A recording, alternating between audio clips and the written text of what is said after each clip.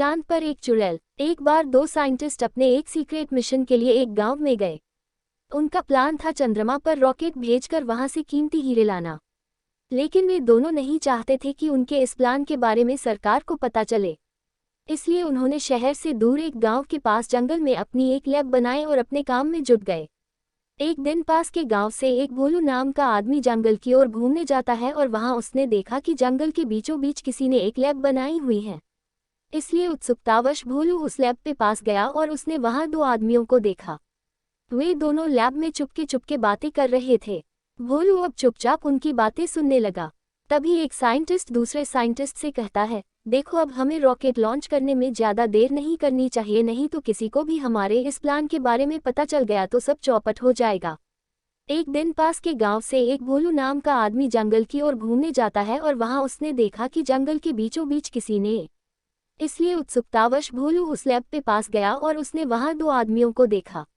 वे दोनों लैब में चुपके चुपके बातें कर रहे थे। भोलू अब चुपचाप उनकी बातें सुनने लगा। तभी एक साइंटिस्ट दूसरे साइंटिस्ट से कहता है, देखो अब हमें रॉकेट लॉन्च करने में ज़्यादा देर नहीं करनी चाहिए, नहीं तो किसी को भी हमारे इस प्लान के बारे में पता चल गया तो सब चौपट हो जाएगा। एक दिन पास के गांव से एक भोलू नाम का आदमी जंगल की ओर घूमने जाता है और वहां उसने देखा कि जंगल के बीचों बीच किसी ने एक लैब बनाई हुई है। इसलिए उत्सुकतावश भोलू उस लैब पे पास गया और उसने वहां दो आदमियों को देखा। वे दोनों लैब में चुपके चुपके बातें कर रहे थे। भोलू अब चुपचाप उनकी बातें सुनने लगा।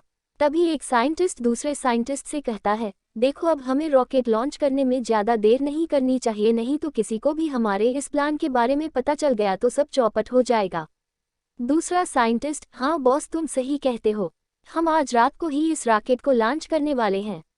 अब तुम देखना हम जल्दी ही मालामाल होने वाले हैं। भोलू उनकी बातें सुनकर चुपचाप वहां से निकलकर वापस गांव में आ जाता है और जाकर अपने दोस्त मंगू को वो सारी बात बता देता है। इस पर मंगू ने कहा, भोलू ये तो तुम आज बहुत ही मज़ेदार बात बता रहे हो। चलो अब हम भी चुपके से जाकर उस रॉकेट में बैठ जाते हैं। हम भी वहां से खूब सारे हीरे अपने साथ ले आएंगे और इस तरह हम भी मालामाल हो जाएंगे। अब वे दोनों वापस जंगल में जाते हैं और चुपके से रॉकेट में बैठ जाते हैं। तभी एक साइंटिस्ट ने बटन दबाया और रॉकेट को लॉन्च कर दिया। ये देखकर मंगू और भोलू दोनों बड़े खुश हुए कि अब तो हम जल्दी ही अमीर होने वाले हैं। थोड़ी देर बाद रॉकेट अंतरिक्ष में प्रवेश कर जाता है। मंगू खिड़की से देखते हुए, अरे ओ भोलू, देखो वो रही हमारी धरती, कितनी सुंदर दिखाई दे रही है। अरे वो देखो चांद, वो भी कितना बड़ा और चमकदार दिखाई देने लगा है। भोलू, अरे अब हम चांद के नज़दीक जा रहे हैं। मंगू, जल्दी से हेलमेट पहन लो क्योंकि चांद पे ऑक्सीजन नहीं होती है ना। थोड़ी देर बाद रॉकेट चांद पर उतर जाता है। अब वे दोनों रॉकेट से बाहर निकले। वहां उन्होंने बहुत सारे हीरे जमीन पड़े देखे तो उनकी खुशी दोगुनी हो गई। अब वे दोनों जल्दी जल्दी हीरों को उठाने लगे और एक बड़े से थैले में भरने लगे। तभी अचानक पास के एक गड्ढे से भयंकर गर्जना के साथ एक चुड़ैल बाहर आई और कहने लगी, कौन हो तुम और मेरे खजाने को हाथ लगाने की तुमने हिम्मत कैसे की? अब तुम दोनों मुझसे बच नहीं सकते, मैं तुम दोनों को कच्चा चबा जाऊंगी। ये देखकर दोनों डर के मारे कांपने लगे और सारे हीरे वहीं छोड़कर भागे भागे गए। दोनों वापस रॉकेट में बैठ गए। मंगू, हे भगवान, हमने ये कैसी मुसीबत मोल ले ली। उन कमीने साइंटिस्टों को चांद के हीरे तो नजर आ गए लेकिन इतनी बड़ी चुड़ैल कैसे नजर नहीं आई। भोलू, हाँ मंगू, हीरों के लालच में अभी हम दोनों उस चुड़ैल का निवाला बन जाते। दुआ करो अब जल्दी से वो साइंटिस्ट इस रॉकेट को वापस धरती पर बुला ले। अचानक साइंटिस्टों ने बटन दबाया और रॉकेट वापस पृथ्वी की ओर चल पड़ा। ये देखकर दोनों की जान में जान आई। थोड़ी देर में रॉकेट वापस धरती पे उतर गया। इधर वे दोनों साइंटिस्ट इसी बात का इंतजार कर रहे थे कि कब रॉकेट वापस धरती पर आए और साथ में हीरे भी लाए। जब उन्होंने रॉकेट का दरवाजा खोलकर देखा तो उनके होश उड़ गए। वहां पहले से ही दो अजनबी बैठे हुए थे।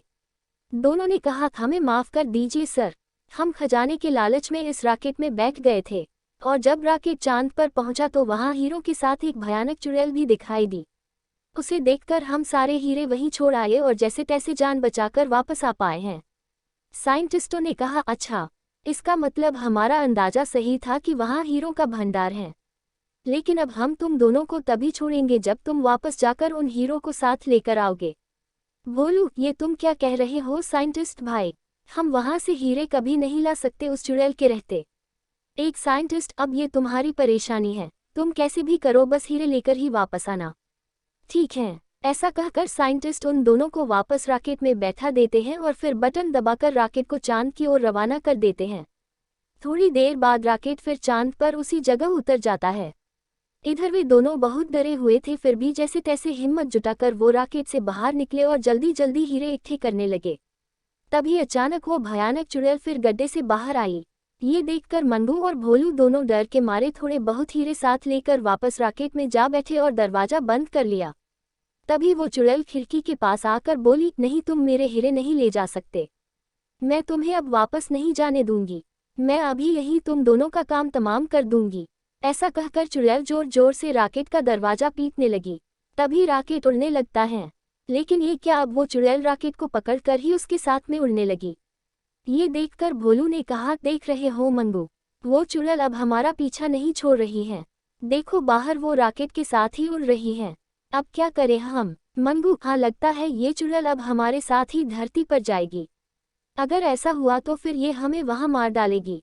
अब क्या करें? तभी भोलू ने देखा कि रॉकेट में एक फोन भी है। उसने जल्दी से फोन घुमाया और उधर एक साइंटिस्ट बोला, क्या प्रॉब्लम है, तुमने हीरे लिए या नहीं?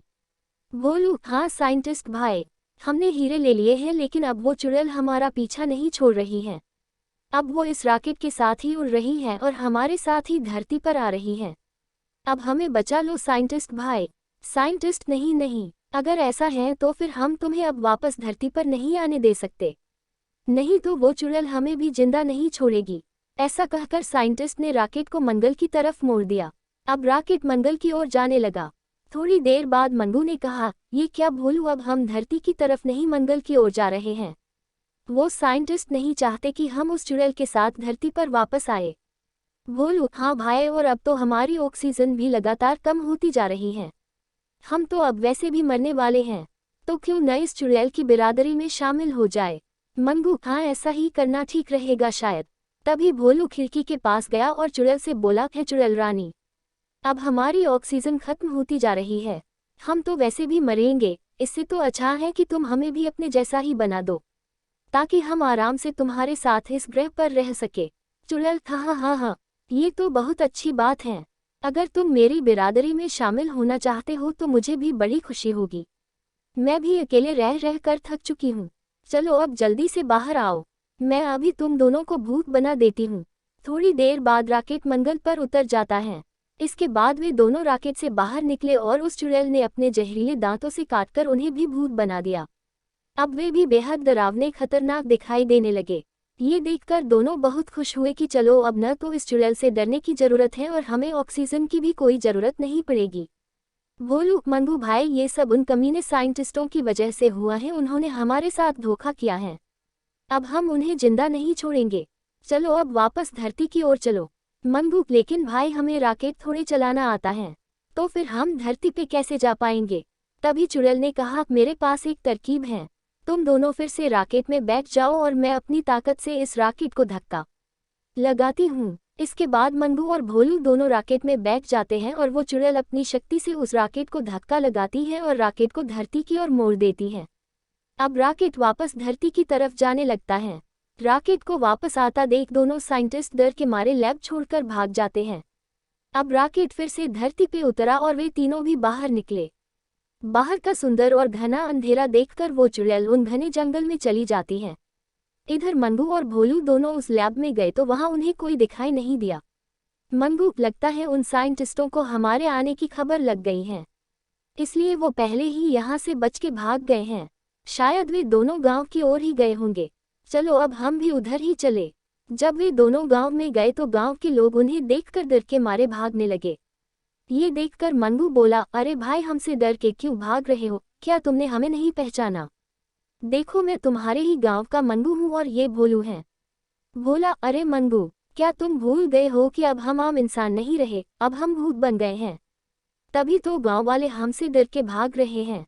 इधर दोनों साइंटिस्ट भागते हुए गांव के मुखिया के पास गए और बोले, देखो मुखिया जी, इस गांव पे 2 भूतों ने हमला कर दिया है, इसलिए अब हम सबको मिलकर उनका मुकाबला करना होगा। मुखिया, तुम चिंता मत करो, मैं अभी गांव के कुछ लठैतों को तैयार करता हूँ। थोड़ी ही देर में गांव के कुछ लोग लाठियां लेकर उन भूतों का पीछा करने लगे।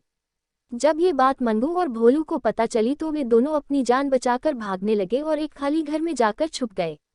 अब दोनों साइंटिस्ट गांव वालों के साथ उन्हें ढूंढते ढूंढते उस घर तक जा पहुंचे और दोनों को जान से मारने की धमकी देने लगे।